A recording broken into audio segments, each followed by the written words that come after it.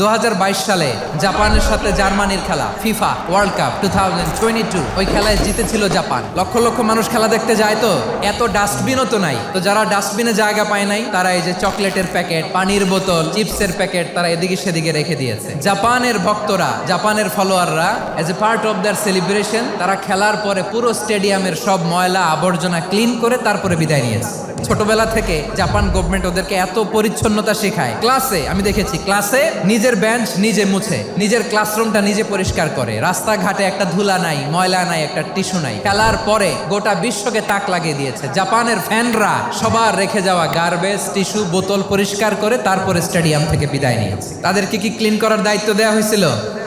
তাদের আকল, তাদের সিক্স সেন্স তাদেরকে বলেছে। চিন্তা করছেন? তার মানে জাপানিজদেরকে যে গ্রুমিং করে শিখানোর মাধ্যমে পরিচ্ছন্ন বানানো গেছে। ওরা যেমনি মানুষ, আমরাও মানুষ। আমাদের সন্তানদেরকে শেখালে তারাও পারবে কিনা?